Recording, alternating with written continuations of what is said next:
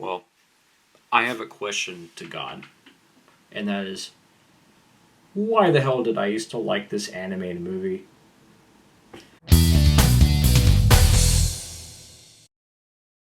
What's up, guys? This is Byron here, and welcome to another episode, not of Byron's Bios, but rather a regular movie review. But this time, it'll be another movie review on an animated movie. It will not be a positive review, though, but this one will focus on an anime movie that you might remember from 2006, and that is The Ant Bully. Okay, so first and foremost, we're going to talk about the plot.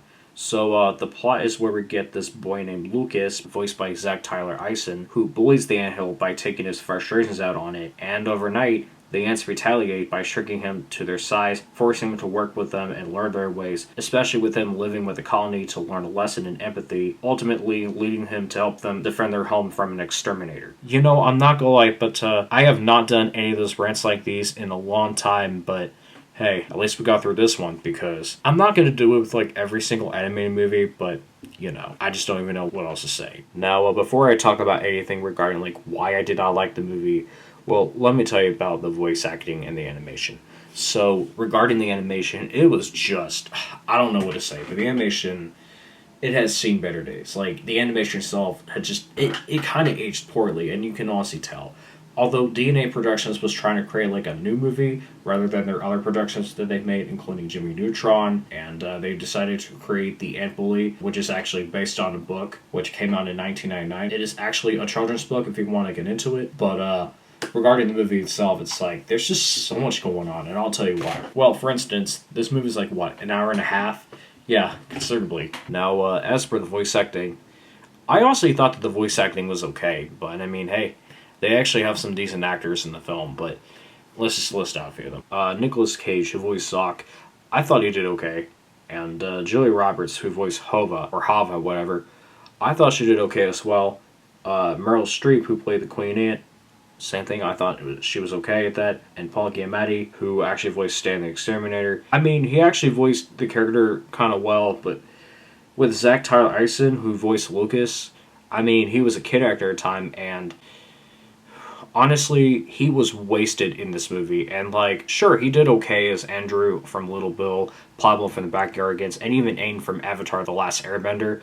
But, when it comes to him playing Lucas, that kid looked really weird, I'm not gonna lie. Especially with him freaking out and everything, especially the way he looked when he screamed. That used to scare me, and let me tell you this. This movie actually traumatized me as a kid, and I actually did not realize that until I got older when I looked back and realized that I'm like, okay, yeah, it kind of did traumatize me for a few reasons because let me explain this. It's the movie did not entirely traumatize me as a 6-year-old, which I have not even seen The Ant Bully in years. You know, I can't even remember the last time I watched it, but I do remember that movie very well. And I'll tell you this. So, when you watch the movie, it seems alright and such, but, there were a few scenes that actually traumatized me, and if you know, you know. So, regarding one of the ants going into Lucas's ear and just magically shrinking him to the ant's size. That one really questioned me. I'm like, why the hell would they do this? Will an ant even get into my ear? I honestly thought that one felt kind of creepy, especially with Lucas getting kidnapped. I didn't understand why until the rest of the movie came along. I'm like, oh, okay, I can see why. There was another scene that actually traumatized me where this huge creature eats not only Lucas, but also several ants. And I'm like, what the hell? Because when I first watched that movie at a young age, I honestly did not understand if the characters are going to die from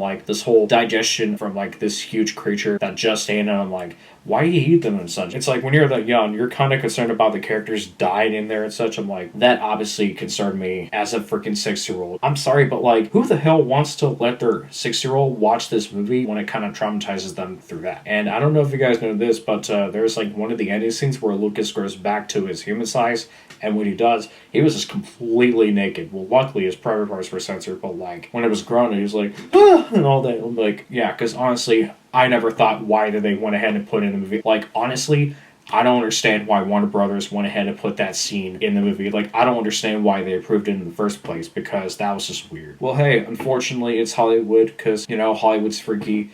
But at the end of the day, it is what it is. I don't know about you guys, but it's been ages since I've seen this movie, but I do remember it focusing on bullying as well as friendship and perspective. That was something I do kind of remember, but I don't know if I want to watch it again. Although, if I do watch the movie as an adult, then like it would not be as traumatizing because I understand very well. Because the reason I brought everything up regarding the ant bully is because not only that there were a few scenes that traumatized me, but like when you look back and realize what was screwed up, you're like, oh my god, why did they even do this? It's like, and it's not a shocker or a surprise that DNA Productions went out of business because with the Ant Bully flopping at the box office, despite it being a modest success, that movie caused DNA Productions' unfortunate fate. And that was the reason why that Jimmy Neutron got canceled and all that. Well, I'm sorry to say this, but it's all because their final project, the Ant Bully, doing so poorly at the box office. And it's like, wow.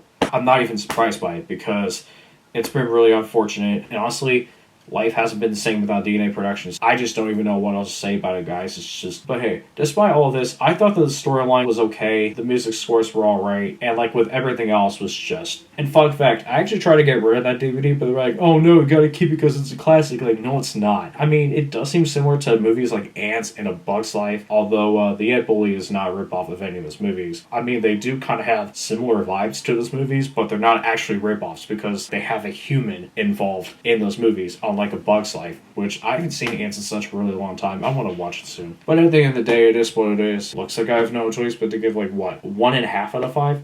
Probably. It's like, this movie is just weird. I do not recommend showing that to your kids. It'll kind of scare them for life. But like, if you're a parent, I would definitely show that movie to your kids when they get older to the point where they understand a little more. And like, I don't know about you guys, but if you really want your kids to get scared by a movie, just let them watch Monster House. I mean, sure, it's scary, but it's scary in a good way because it's a horror movie for families. It's like for both kids and adults. But at the end of the day, I don't even know what else to say. I honestly can't believe that Warner Brothers went ahead and distributed it. I don't know what to say, man, but screw the Ant Bully. I wouldn't say it was the worst movie, but that movie was so bad. It was okay, but it was just bad for, I don't know what else to say, guys, but thank you all so much for watching. Be sure to like and subscribe, and I'll see you later. This is me, Byron, signing off. Peace.